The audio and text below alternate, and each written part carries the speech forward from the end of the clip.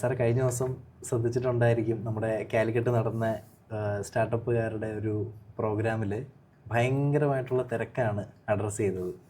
അപ്പോൾ എന്താണ് കേരളത്തിൻ്റെ ഒരു പോക്ക് ഈ ഒരു സ്റ്റാർട്ടപ്പിൻ്റെ ഒരു മേഖലയിലേക്ക്? കഴിഞ്ഞ കുറച്ച് നാൾ മുമ്പത്തെ ഒരു ട്രെൻഡായിരുന്നു ഗവൺമെൻറ് ജോബ്. അതിനുശേഷം വന്നൊരു ട്രെൻഡാണ് ഈ വിദേശത്തേക്ക്, പ്രത്യേകിച്ച് യൂറോപ്പിലേക്കുള്ള മൈഗ്രേഷൻ. ഇപ്പോഴത്തെ ഒരു ട്രെൻഡാണ് സ്റ്റാർട്ടപ്പ്.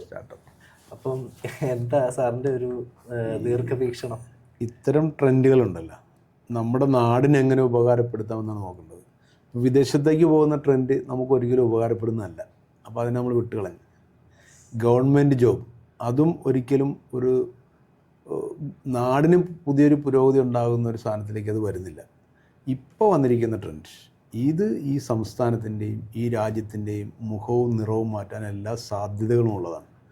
ഇതിനെ നമ്മൾ ഉപയോഗിക്കണം.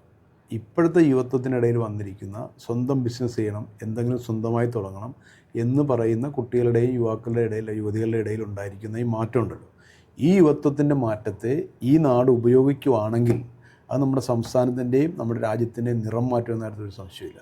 പക്ഷേ നമ്മളത് ഉപയോഗിക്കുന്നുണ്ടോ എന്നാണ് നമ്മൾ പരിശോധിക്കേണ്ടത്. നമ്മുടെ സിസ്റ്റം അതിന് റെഡിയാണോ?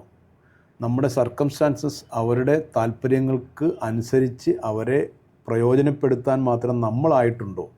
കുട്ടികളെ കുറ്റം പറയുന്നതിനോട് ഞാൻ ഒരിക്കലും യോജിക്കില്ല. അവരെ നമ്മൾ പ്രയോജനപ്പെടുത്തുന്നില്ല. അതാണ് ഇപ്പോൾ നമ്മുടെ നാട് അനുഭവിച്ചുകൊണ്ടിരിക്കുന്ന സാധനം. അവരുടെ കഴിവിനും അവരുടെ പ്രാപ്തിക്കും അനുസരിച്ച് നമുക്ക് പ്രതിഫലം കൊടുക്കാൻ പറ്റുന്നില്ല. അല്ലെങ്കിൽ അവർക്ക് കിട്ടുന്ന പ്രതിഫലത്തിനനുസരിച്ച് ലോകത്തിന്ന് കാണുന്നത്ര ജീവിത സൗകര്യങ്ങൾ അവർക്ക് കൊടുക്കാൻ പറ്റുന്നില്ല. അല്ലെങ്കിൽ അത്തരം ഒരു സാലറി വാങ്ങുന്നവന് മറ്റ് രാജ്യങ്ങളിൽ കിട്ടുന്ന സ്വാതന്ത്ര്യം നമ്മൾ അവർക്ക് കൊടുക്കുന്നില്ല. ഇങ്ങനെയുള്ള പല കാരണങ്ങൾ കൊണ്ടാണ് മുമ്പ് പറഞ്ഞ മൈഗ്രേഷൻ ഇവിടെ വീണ്ടും വീണ്ടും സംഭവിച്ചുകൊണ്ടിരിക്കുന്നത്. അപ്പോൾ ഇപ്പോൾ കുട്ടികളിൽ വന്നിരിക്കുന്ന മാറ്റം, യുവത്വത്തിൽ വന്നിരിക്കുന്ന മാറ്റത്തെ തീർച്ചയായും അത് നമ്മുടെ സംസ്ഥാനത്തിൻ്റെയും നമ്മുടെ രാജ്യത്തിൻ്റെയും നന്മയ്ക്കുള്ള വലിയൊരു പുരോഗതിക്കുള്ള ഒരു ചുവടുവയ്പ്പാണെന്ന കാര്യത്തിൽ സംശയമില്ല. അതിനെ നമ്മൾ മാക്സിമം ഉപയോഗിക്കണം എന്നാണ് എനിക്ക് അധികാരികളോട് പറയാനുള്ളത്. സാർ, ഈ ഒരു പരിശീലനം നമ്മൾ സത്യം പറഞ്ഞാൽ കുഞ്ഞുങ്ങൾക്ക് ഒരു സ്കൂൾ കാലഘട്ടം തൊട്ട് തന്നെ കൊടുത്ത് തുടങ്ങാൻ പറ്റിക്കഴിഞ്ഞാൽ ഒരുപക്ഷെ ഇത് കുറച്ചും കൂടെ നമുക്ക് യൂസ്ഫുൾ ആവുന്ന രീതിയിൽ, നമ്മുടെ എക്കോണമിക്ക് ഒരു യൂസ്ഫുൾ ആവുന്ന രീതിയിലേക്ക് നമുക്ക് മാറ്റാൻ പറ്റത്തില്ല. അതിന് നമ്മൾ എന്താണ് ശ്രദ്ധിക്കേണ്ടത്? കുടുംബങ്ങൾ എന്നുള്ള നിലയിലാണെങ്കിലും, ഗവൺമെൻറ് എന്നുള്ള രീതിയിലാണെങ്കിലും, സൊസൈറ്റി എന്നുള്ള രീതിയിലാണെങ്കിലും നമ്മുടെ കുഞ്ഞുങ്ങളിൽ എങ്ങനെ ഇതൊന്ന് ഇൻജെക്റ്റ് ചെയ്യാം ഈ ഒരു ചിന്ത? നമ്മൾ പിള്ളേർക്ക് അത്തരമൊന്നും ഉപകാരം ചെയ്യേണ്ട. അറ്റ്ലീസ്റ്റ് എല്ലാ വർഷവും അവരെ പഠിപ്പിക്കുന്ന സിലബസ് കാലത്തിനനുസരിച്ച് മാറ്റിക്കൂടെ? ഞാനൊരു കോളേജ് ക്ലാസ് കഴിഞ്ഞപ്പോഴാണ് എനിക്ക് മനസ്സിലായത്, ഇപ്പോഴല്ല ഒരു വർഷം മുമ്പ് ചെന്നപ്പോഴാണ് മനസ്സിലായത്, ആ യൂണിവേഴ്സിറ്റി കഴിഞ്ഞ 8 വർഷമായിട്ട് MBA സിലബസ് മാറ്റിയിട്ടില്ല. മനസ്സിലായി? നമ്മൾ കുട്ടികളെ കുറ്റം പറ്റി എന്ത് കാര്യം? 8 വർഷം മുമ്പുള്ള സിലബസ് പഠിച്ച് പുറത്തിറങ്ങുന്നവൻ ഏത് കമ്പനിയുടെ ഇൻ്റർവ്യൂവിൽ വിജയിക്കാൻ പറ്റും? ഇപ്പോൾ എൻ്റെ ഫ്രഷ് ടൂമിൽ ഞങ്ങൾ ബാംഗ്ലൂർ, ഞങ്ങളുടെ ഓഫീസിൽ എല്ലാ ദിവസവും തന്നെ ഇൻ്റർവ്യൂ ഉണ്ട്. അവിടെ പങ്കെടുക്കുന്ന ഒരാൾ കേരളത്തിൽ നിന്ന് വന്നാലും ബാംഗ്ലൂർ വന്നാലും കൂടി ഇൻ്റർവ്യൂവിൽ പങ്കെടുത്ത് ഇൻ്റർവ്യൂ ഞങ്ങൾ ചോദിക്കുന്ന 8 വർഷം മുമ്പുള്ള ചോദ്യമാണോ? ChatGPT കുറിച്ച് ഞങ്ങൾ ചോദിക്കല്ലേ? അത് ഇപ്പോൾ വന്ന കുട്ടികൾക്ക് അവരത് പഠിച്ചിട്ട് പോലും വല്ല മിടുക്കന്മാരുണ്ട്, വല്ല പത്രത്തിലും വല്ല എവിടെയെങ്കിലും വായിച്ചവർക്ക് മനസ്സിലാക്കി കാണും. ഒന്നും വേണ്ട, ഗൂഗിൾ പേ വരെ അറിഞ്ഞിട്ടുണ്ടോ? അപ്പോൾ നമ്മൾ പുതിയ കമ്പനികൾ വരുമ്പോൾ കമ്പനി എപ്പോഴും അപ് ടു ഡേറ്റുള്ള ചോദ്യങ്ങൾ ചോദിക്കും. അത് പറയാൻ നമ്മുടെ കുട്ടികളാകുന്നില്ല. എന്നാൽ ബുദ്ധിപരമായോ മാർക്കിൻ്റെ അടിസ്ഥാനത്തിൽ നമ്മുടെ കുട്ടികൾ പുറകിലായിട്ടാണോ? നമ്മുടെ സിസ്റ്റം ആദ്യം മാറണം. ആ സിസ്റ്റത്തെ നമ്മൾ പൊളിച്ചെഴുതണം. ഇത് ആരെങ്കിലൊക്കെ ഇതിന് റിസ്ക് എടുത്തേ പറ്റുള്ളൂ, ഇല്ലേ? അധികാര സ്ഥാനങ്ങളിലിരിക്കുന്ന ആരെങ്കിലും ഇതിന് ഒത്തിരി എതിർപ്പുകളൊക്കെ വരും. ആരെങ്കിലും ഇതിൻ്റെ ഒരു തീരുമാനങ്ങളെടുത്തേ മുന്നോട്ട് പോകാൻ പറ്റുള്ളൂ. അങ്ങനെ തീരുമാനങ്ങളെടുത്ത് മുന്നോട്ട് പോകാതിരിക്കുമ്പോഴാണ് ഇപ്പോൾ ഈ പറഞ്ഞ കാര്യങ്ങളൊക്കെ ഉണ്ടാകുന്നത്. അതുകൊണ്ട് ഇപ്പോൾ വന്നിരിക്കുന്ന കുട്ടികളുടെയും മാറ്റം, യുവത്വത്തിലുണ്ടായിരിക്കുന്ന മാറ്റത്തെ നമ്മൾ ഉപയോഗിക്കണം. അവർക്കൊരു ട്രെയിനിങ് കൊടുക്കുക എന്ന് പറഞ്ഞാൽ നമുക്ക് ഇതിപ്പോൾ നല്ല രീതിയിൽ മുന്നോട്ട് പോകുകയാണെങ്കിൽ നമുക്ക് എല്ലാ പാഠ്യപദ്ധതികളിൽ തന്നെ ഒരു സ്വന്തം ബിസിനസ്സിന് വേണ്ടിയിട്ട്, അല്ലെ സ്റ്റാർട്ടപ്പുകളിന് വേണ്ടിയിട്ട്, എൻ്റർപ്രണർഷിപ്പിന് വേണ്ടിയിട്ടുള്ള കോഴ്സുകളൊക്കെ ആക്കാം. ഇപ്പോൾ പല പ്രൈവറ്റ് യൂണിവേഴ്സിറ്റികൾ പലയിടത്തും എൻ്റർപ്രണർഷിപ്പിൻ്റെ കോഴ്സുകൾ, ഡിഗ്രി കോഴ്സുകൾ തുടങ്ങിക്കഴിഞ്ഞു. ഞാൻ കഴിഞ്ഞ ദിവസമായിട്ട് ചെന്നപ്പോൾ അവിടെ അവർക്കുണ്ട്. അപ്പോൾ അങ്ങനത്തെ ഒരു സാധനത്തിനെ നമ്മുടെ ഇതിനകത്ത് ആക്കാം. അതിലും നല്ലത്, അതിനേക്കാൾ ഏറ്റവും വേണ്ടത് നമ്മൾ അപ് ടു ഡേറ്റ് ആകാൻ നമ്മൾ ശ്രമിക്കണം. 10ാം ക്ലാസ്സിലായാലും, പ്രീ ഡിഗ്രി, +2 ആയാലും, ഡിഗ്രി ആയാലും, MBA ആയാലും BBA ആയാലും നമ്മൾ കൊടുക്കുന്നത് അപ്ഡേറ്റ് ആണോ എന്ന് നമ്മൾ ചിന്തിക്കുകയും അപ്ഡേറ്റായ മാറ്റങ്ങൾ വരുത്തി കുട്ടികൾ നമ്മൾ അപ്ഡേറ്റാക്കി വേണം പുറത്തിറക്കാൻ. അല്ലാതെ 8 വർഷം മുമ്പുള്ള സാധനം പഠിച്ച് പുറത്തിറങ്ങുന്നവന് എന്ത് ചെയ്യാൻ പറ്റും? അതുകൊണ്ട് നമ്മുടെ സിസ്റ്റത്തെ ആദ്യം നമ്മളൊന്ന് മാറ്റണം. കുട്ടികളുടെ ഈ മാറ്റത്തെ നമ്മൾ പ്രയോജനപ്പെടുത്തണം. സാർ, ഈ ബിസിനസ്സിലേക്ക് വരുമ്പം അറൗണ്ട് ഒരു 95% ഫെയിലായ ബിസിനസ്സുകൾ പരാജയപ്പെടാനുള്ള കാരണം ഫിനാൻസ് മാനേജ്മെൻറ്റിൻ്റെ ഒരു പിന്നെ വ്യക്തതയില്ലായ്മയാണ് എന്നൊക്കെ ഇങ്ങനെ പറയുന്നത് കേട്ടിട്ടുണ്ട്. അപ്പം സ്റ്റാർട്ടപ്പുകളിലേക്ക് നോക്കുവാണെങ്കിലും ഫെയിലിയർ റേറ്റ് ഭയങ്കരമായി കൂടുതലാണ്. ഈ ട്രെൻഡിൻ്റെ പുറകെ പോകുന്നു എന്ന് പറയുമ്പോഴും ഇവർക്ക് പരാജയങ്ങൾ കണ്ടിന്യൂസ് 8-10 ബിസിനസ്സുകൾ ഫെയിലായിട്ടും മെൻ്റലി തോൽക്കാതെ വീണ്ടും അടുത്ത ബിസിനസ് ചെയ്ത് അപ്പോഴേക്കും ഒരു പ്രായമൊക്കെ കഴിഞ്ഞ് പിന്നെ അവസാനം ഒന്നും ചെയ്യാൻ പറ്റാത്ത അവസ്ഥയിലേക്കൊക്കെ നിന്ന് പോകുന്ന ആളുകളെയൊക്കെ നമ്മൾ കുറേയൊക്കെ കാണുന്നുണ്ട് ചുറ്റും. അപ്പം എന്താണ് ഈ ഫെയിലിയർ റേറ്റ് കൂടുന്നത് ബിസിനസ്സുകളുടെ അല്ലെങ്കിൽ സ്റ്റാർട്ടപ്പുകളുടെ? ഒന്ന് ഇപ്പോൾ ഈ പറഞ്ഞൊരു ട്രെൻഡ് ഉണ്ടല്ലോ, ആ ട്രെൻഡിന് കൂടെ ഒഴുകി പോകുന്ന കുറേ ആൾക്കാരുണ്ട്. അവരിലാണ് ഒരു 50-60% സ്റ്റാർട്ടപ്പ് തുടങ്ങുന്നത്. വേറത്തെ സ്റ്റാർട്ടപ്പ് തുടങ്ങിയതുകൊണ്ട് ഞാനും തുടങ്ങുന്നു, ഞങ്ങൾക്കിപ്പോൾ സ്റ്റാർട്ടപ്പ് മിഷൻ ഉണ്ട്, അവരുണ്ട്, അവിടുന്ന് ഗവൺമെൻറ് സഹായമുണ്ട്, ഫണ്ട് കിട്ടും എന്നൊക്കെ കണ്ടുകൊണ്ട് തുടങ്ങുന്ന കുറേ സ്റ്റാർട്ടപ്പുകളുണ്ട്. എന്നെ പല സ്റ്റാർട്ടപ്പുകൾ എൻ്റെ അടുത്ത് വന്ന് കാണാറുണ്ട്. ഞാൻ സ്റ്റാർട്ടപ്പ് മിഷനിൽ നിന്നൊരു ക്ലാസ് കഴിഞ്ഞപ്പോൾ എൻ്റെ അടുത്ത് വന്ന ഒരാൾ ആദ്യം എനിക്ക് തന്നത് പുള്ളി സിഇഒയും പുള്ളിയുടെ കൂടെയുള്ള ഒരു സിഇഒയും ആയിട്ടുള്ള കാർഡാണ്. എന്താണ് നിങ്ങളുടെ സ്റ്റാർട്ടപ്പ് എന്ന് വെച്ചിട്ട് ശരിക്കും പറഞ്ഞാൽ അവൻ്റെ മനസ്സിലൊരു ഐഡിയ ഇല്ല. മനസ്സിലായോ? പല ഐഡിയകളൊക്കെ ഉണ്ട്, പക്ഷേ ആദ്യമായിട്ട് അടിച്ചുകൊണ്ട് വന്നിരിക്കുകയാണ്. ആദ്യത്തെ അവരുടെ ചോദ്യം എന്നാണെന്നറിയാം, സാർ ഫണ്ട് എവിടെ നിന്ന് കിട്ടുമെന്നുള്ളതാണ്. അത് അങ്ങനെ വരുന്നവർക്ക് ഫെയിലിയർ അല്ലാതെ അവർക്ക് വേറെ വഴികളൊന്നും ഉണ്ടായില്ല. അപ്പോൾ അത് പക്ഷേ ഞാൻ പറയണത് അതെല്ലാം സിസ്റ്റത്തിലും മുഴുവൻ അതെല്ലാം ശരിയാക്കിയിട്ട് വരുമെന്ന് അങ്ങനത്തെ ഉള്ളവരും ഉണ്ടാവും. അപ്പോൾ നമ്മൾ സിസ്റ്റം മുന്നോട്ട് പോകുമ്പോൾ അങ്ങനെയുള്ളവരൊക്കെ ഇടയ്ക്ക് വെച്ച് ഫിൽറ്റർ ചെയ്ത് പോകും. പക്ഷേ ഒരു 95% നമുക്കിപ്പോൾ പരാജയത്തിൻ്റെ പെർസെൻറ്റേജ് ഉണ്ടെങ്കിലും ബാക്കി 5% വിജയിക്കുന്നത് ചെറിയ വിജയമല്ല, ഇല്ലേ? ഇവിടുത്തെ സ്റ്റാർട്ടപ്പുകളിലേക്ക് വരുന്ന ഫണ്ട് മുഴുവൻ വമ്പൻ രാജ്യങ്ങളിൽ നിന്ന് വമ്പൻ കമ്പനികൾ ഇങ്ങോട്ട് ഇൻവെസ്റ്റ് ചെയ്യുവാന്നേ. നമ്മുടെ കുട്ടികൾ തുടങ്ങിയതിനകത്ത് കൊണ്ട് ഇടുവാന്ന് ഒരു പൈസ. ചെറിയ കഥയല്ലല്ലോ. പണ്ടൊരു 10 വർഷം നമുക്ക് സങ്കല്പിക്കാൻ പറ്റുമോ നമ്മുടെ പിള്ളേർ തുടങ്ങുന്നതിനകത്ത്? ഇപ്പം ഞങ്ങൾ തന്നെ മീൻ കച്ചവടം തുടങ്ങി. മീൻ കച്ചവടത്തിൽ ഇത്രയും കമ്പനികൾ കൊണ്ടുവന്ന് ഫണ്ട് ഇടുമെന്ന് നമുക്ക് ആലോചിക്കാൻ പോലും പറ്റുമായിരുന്നു. അപ്പോൾ കാലം മാറിയില്ല. ആ കാലം മാറിയതനുസരിച്ച് അത്രയും ഫണ്ടുകൾ നമ്മുടെ സംസ്ഥാനത്തേക്ക്, നമ്മുടെ രാജ്യത്തേക്ക് വരാനുള്ള സാഹചര്യങ്ങളുണ്ടായി. ആ ഉള്ളതിനെ നമ്മൾ പ്രയോജനപ്പെടുത്തുന്നുണ്ടോ, ആ ഫണ്ടുകൾ വരാവുന്നത്രയും മാക്സിമം ഒന്ന് വരുത്തുന്നുണ്ടോ എന്നൊക്കെയല്ലേ നമ്മൾ നോക്കേണ്ടത്. അതിന് നമ്മൾ അവരെ സഹായിക്കുക തന്നെ വേണം. പരാജയം ഏത് വിഷയത്തിലും ഏതൊരു രംഗത്തും നമ്മൾ ഇറങ്ങുന്ന 100% ആൾക്കാർ വിജയിക്കുമെന്ന് തോന്നുന്നില്ല. പിന്നെ സ്റ്റാർട്ടപ്പിൽ ഇപ്പോൾ പുതുതായിട്ടൊരു ട്രെൻഡ് തുടങ്ങിയത് കൊണ്ട് തന്നെ പരാജയത്തിൻ്റെ പെർസെൻറ്റേജ് വളരെ കൂടുതലാണ്. പക്ഷേ ആ ഓരോ പരാജയത്തിൻ്റെ പെർസെൻറ്റേജും കണ്ടു പഠിക്കുന്ന അടുത്തൊരു തലമുറ വരുന്നുണ്ട്, അല്ലേ?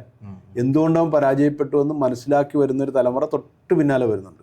അപ്പോൾ തീർച്ചയായും ആ ഓരോ പരാജയങ്ങളും അവരെ പുതിയ ലക്ഷ്യങ്ങളിലേക്ക് എത്തിക്കാനുള്ള സാധ്യതയുണ്ട്. ആ പരാജയങ്ങൾ അവർക്കൊരു ചവിട്ടുപടികളായി അവരൊരു പഠന വിഷയമാക്കി അവർക്ക് മുന്നോട്ട് പോകാൻ സാധിക്കുമെന്നാണ് എനിക്ക് തോന്നുന്നത്. ഓക്കെ സാർ, ഇപ്പം നമ്മൾ സ്റ്റേറ്റ് ഗവൺമെൻറ് നോക്കിയാലും സെൻട്രൽ ഗവൺമെൻറ് നോക്കിയാലും കുറേയധികം സപ്പോർട്ടുകളൊക്കെ യുവാക്കൾക്ക് വേണ്ടിയിട്ടും സ്റ്റാർട്ടപ്പ് ഫൗണ്ടേഴ്സിനൊക്കെ വേണ്ടിയിട്ട് കൊടുക്കുന്നുണ്ട്. അപ്പം ഒന്നാമത്തെ ചോദ്യം, ഈ ഗവൺമെൻറ് കൊടുക്കുന്ന ഫെസിലിറ്റീസ് അല്ലെങ്കിൽ സൗകര്യങ്ങൾ അല്ലെങ്കിൽ സപ്പോർട്ട് ഇതൊക്കെ സഫീഷ്യൻ്റ് ആണോ? ഒന്നാമത്തെ ചോദ്യം. 2, ഈ ഗവൺമെൻറ് കൊടുക്കുന്ന സാധനങ്ങളെ അല്ലെങ്കിൽ അവൈലബിൾ ആയിട്ടുള്ള ഗവൺമെൻറ്റിൻ്റെ നിന്ന് എടുക്കാൻ പറ്റുന്ന റിസോഴ്സുകളെ പ്രോപ്പറായിട്ട് ഇവിടുത്തെ സ്റ്റാർട്ടപ്പുകാർ ഉപയോഗപ്പെടുത്തുന്നുണ്ടോ, യൂട്ടിലൈസ് ചെയ്യുന്നുണ്ടോ? ഈ സ്റ്റാർട്ടപ്പ് മിഷൻ്റെയൊക്കെ പ്രവർത്തനം എനിക്ക് തോന്നുന്നു ഒരു നല്ല രീതിയിൽ പ്രവർത്തിക്കുന്നുണ്ടെന്നൊരു പക്ഷക്കാരനാണ് ഞാൻ. ഇപ്പം നമുക്കൊരാൾ സ്റ്റാർട്ടപ്പ് തുടങ്ങുമ്പോൾ അയാളുടെ എല്ലാ ആവശ്യങ്ങളും നമുക്ക് നിറവേറ്റി കൊടുക്കാൻ സർക്കാരിന് പറ്റില്ലല്ലോ. സർക്കാർ അയാളെ ഒന്ന് കൈപിടിച്ച് നടത്താനല്ലേ പറ്റുള്ളൂ. ബാക്കി അയാൾ പിച്ച വയ്ക്കാൻ സഹായിക്കാം, അതിനപ്പുറത്തേക്ക് വീണ്ടും അവൻ്റെ കയ്യെ പിടിച്ച് നടത്തിക്കൊണ്ടിരിക്കാൻ പറ്റില്ല. അവനൊന്ന് എഴുന്നേൽപ്പിച്ച് നിർത്താൻ വരെ അവർക്ക് സഹായിക്കാൻ പറ്റും, അല്ലേ? കാരണം ഇവിടെ ചെറിയ നമ്പറുള്ള ആൾക്കാരൊന്നും അല്ലല്ലോ, അത് വലിയ നമ്പേഴ്സാണ് ഇവിടെ നമ്മുടെ ആൾക്കാരുടെ നമ്പർ. അപ്പോൾ അവരെല്ലാവരെയും ഒന്ന് കൈപിടിച്ച് എഴുന്നേൽപ്പിക്കാനുള്ള ഒരു സഹായം ഒരു ഗവൺമെൻറ് നിലയിൽ ചെയ്യാൻ പറ്റുള്ളൂ. അത് നല്ല ഭംഗിയായി ചെയ്യുന്നുണ്ടെന്നാണ്, ഞാനത് രാഷ്ട്രീയമൊന്നും കടത്തണ്ട, നല്ല ഭംഗിയായി ചെയ്യുന്നുണ്ടെന്നാണ് എനിക്ക് തോന്നുന്നത്. പ്രത്യേകിച്ച് സ്റ്റാർട്ടപ്പ് മിഷനൊക്കെ നല്ലോണം ചെയ്യുന്നുണ്ട്. അപ്പോൾ അങ്ങനെ ഒരു കൈപിടിക്കാൻ ഒരു ആൾക്കാരുണ്ടല്ലോ ഇവിടെ. ഇപ്പം ഞാനൊക്കെ ബിസിനസ് തുടങ്ങിയ കാലത്ത് കൈപിടിക്കണ പോയിട്ട് ഒന്ന് പറഞ്ഞു തരാൻ പോലും ആളില്ലാഞ്ഞൊരു കാലമുണ്ട്, ഇല്ലേ? അതിൽ നിന്നൊക്കെ എത്രയോ മുന്നോട്ട് പോയി നമ്മൾ. ഇന്നൊരു സ്റ്റാർട്ടപ്പ് തുടങ്ങിയ ഒരാൾ മനസ്സിലൊരു ഐഡിയ ഉണ്ടായാൽ പോലും വന്ന് പറയാൻ, അത് കേൾക്കാൻ, അത് അവതരിപ്പിക്കാനൊക്കെ എത്രയോ വേദികളാണുള്ളത്. അപ്പോൾ അത് നമ്മുടെ യുവത്വം ഇപ്പോൾ കിട്ടിയിരിക്കുന്ന സാഹചര്യങ്ങളെ അവർ ഉപയോഗപ്പെടുത്തണമെന്നാണ് എനിക്ക് പറയാനുള്ളത്. ഓക്കെ. അതുകൊണ്ടൊരു സ്റ്റാർട്ടപ്പുകാരനെ സംബന്ധിച്ച് അവനെ അവസാനം വരെ അവനെ കൊണ്ടു നടക്കാൻ സർക്കാർ സഹായിക്കുമെന്ന് ചോദിച്ചാൽ സഹായിക്കണമെന്നാണ് താല്പര്യമെങ്കിലും, പക്ഷേ അത് നടക്കുന്ന കാര്യമല്ലല്ലോ. ഇപ്പോൾ സർക്കാർ ചെയ്യുന്നത് ഒരാൾ വന്ന് ഒരു കാര്യം പറഞ്ഞ് അവനെ ഒന്ന് എഴുന്നേൽപ്പിച്ച് നിർത്തണോടം വരെ അവർ സഹായിച്ചു കൊടുക്കും. പിന്നെ അവൻ നോക്കണം, സ്വാഭാവികമല്ല, അങ്ങനെ വേണമല്ലോ ചെയ്യാൻ. ഓക്കെ സാർ, നമ്മൾ സംസാരിക്കുന്നത് കേട്ടിരിക്കുന്ന എല്ലാ ആളുകൾക്കും അറിയാൻ താല്പര്യമുള്ളൊരു മേജർ സാധനമാണ് സാർ നേരത്തെ പറഞ്ഞത്, ഫണ്ട് എവിടുന്ന് വരും. അപ്പോൾ അതിന് സാറിന് എന്താണ് ഈ സ്റ്റാർട്ടപ്പുകാരോട് പറയാനുള്ളത്? നിങ്ങളൊരു കാരണവശാലും ഫണ്ടും തപ്പി നടക്കരുത്. ഫണ്ടിൻ്റെ ആൾക്കാർ നിങ്ങളെ തപ്പി വരും.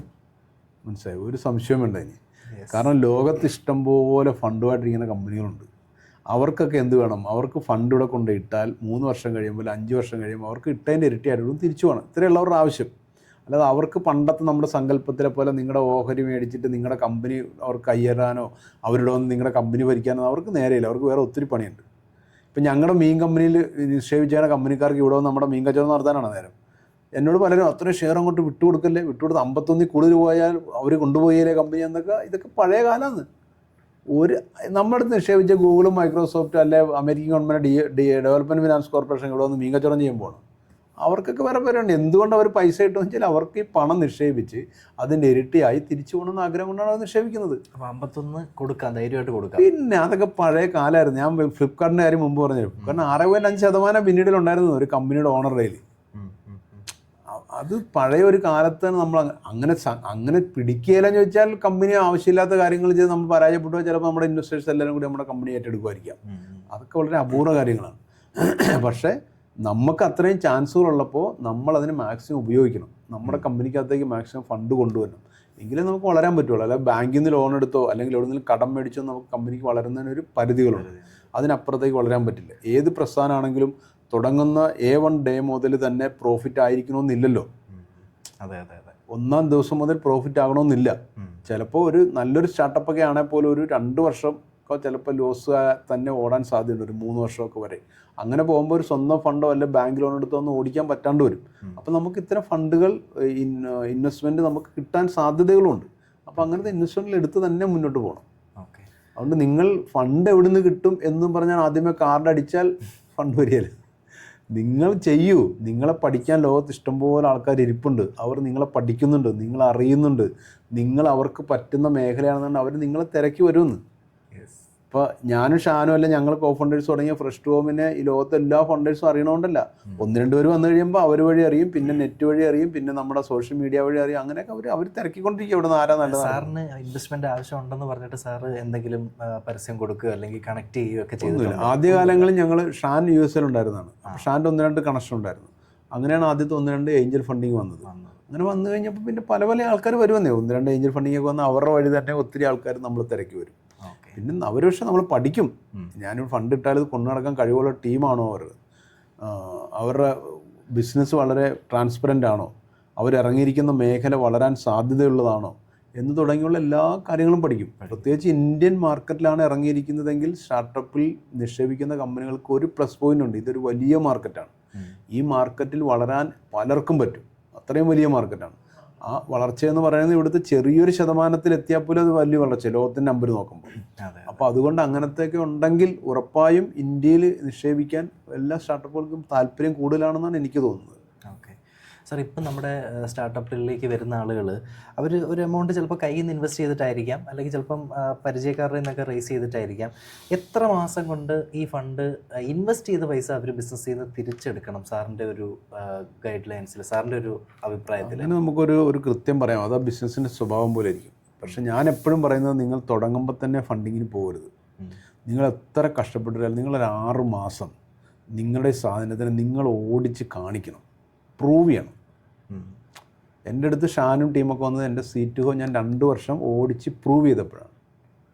അങ്ങനെ പ്രൂവ് ചെയ്യാതെ പോയാലുള്ള കുഴപ്പം എന്താണെന്നറിയോ? ആദ്യ ദിവസം തന്നെ വേറൊരാളുടെ ഫണ്ടിലാണ് നമ്മൾ വർക്ക് ചെയ്യുന്നതെങ്കിൽ സ്വാഭാവികമായിട്ടും അവർ പറയുന്നിടത്തേക്ക് നമ്മൾ കാര്യങ്ങൾ കൊണ്ടുകൊണ്ടുവരും. അല്ലെങ്കിൽ നമ്മുടെ സ്വപ്നം നമ്മുടെ ഐഡിയ എന്നോട് നടക്കണമെന്നില്ല. അതുകൊണ്ട് ഞാൻ എപ്പോഴും പറയുന്നത് നിങ്ങൾ എത്ര കഷ്ടപ്പെട്ടിട്ടായാലും ചെറിയ രീതിയിലായാലും മതി, നിങ്ങളെ പ്രൂവ് ചെയ്യാൻ നിങ്ങൾ തയ്യാറാണ്. നിങ്ങൾ എന്താണോ നിങ്ങളുടെ മനസ്സിൽ ഉദ്ദേശിച്ചത് അത് നിങ്ങളൊരു 6 മാസം കൊണ്ട് ചെയ്ത് കാണിക്കണം. ഇതാണ് സാധനം.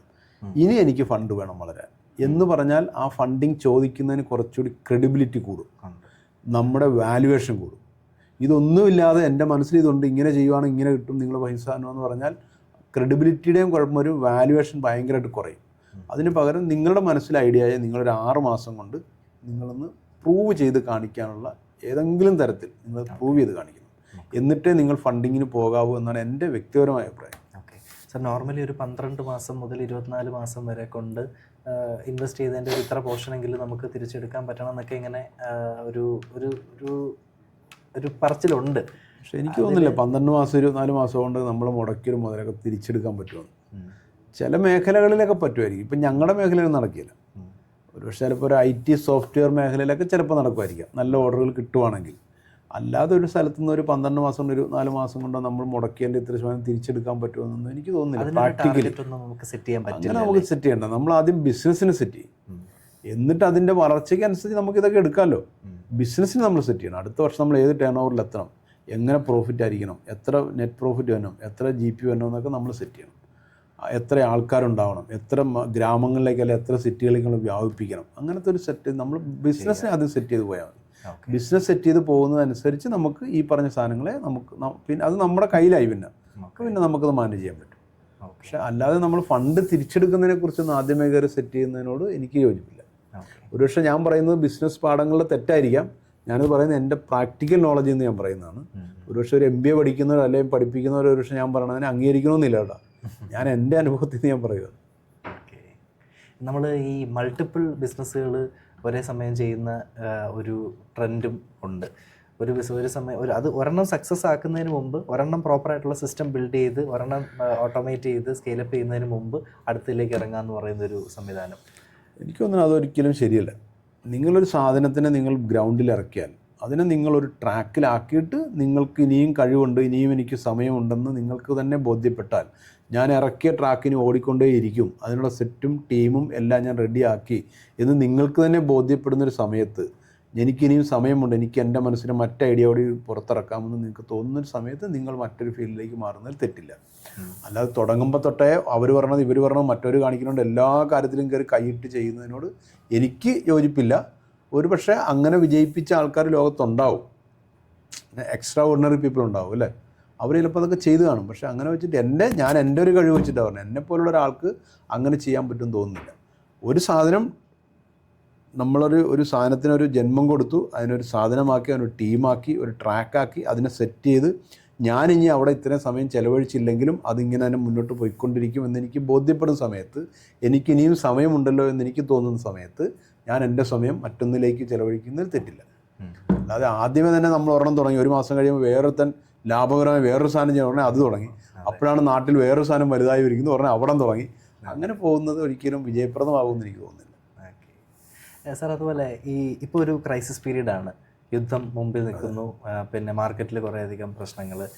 എങ്ങനെയാണ് ഫസ്റ്റ് ഹോം ഈ ഒരു ക്രൈസിസ് മാനേജ് ചെയ്യുന്നത്? ഞങ്ങൾ ഇതുവരെ മാനേജ് ചെയ്യാൻ പറ്റിയിട്ടില്ല എന്നുള്ള സത്യം. ക്രൈസിസ് തുടങ്ങിയിട്ടേ ഇപ്പം ഞങ്ങൾക്ക് ദുബായിൽ ഞങ്ങൾക്കൊരു എക്സ്പോർട്ട് യൂണിറ്റ് ഉണ്ട്.